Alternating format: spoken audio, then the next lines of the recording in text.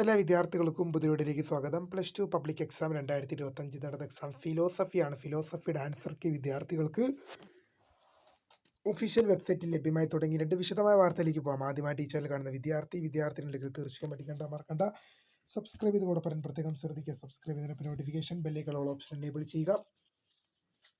ചാനലിലെ വീഡിയോസ് നിങ്ങൾക്ക് ഉപകാരപ്രദമാകുന്നുണ്ടെങ്കിൽ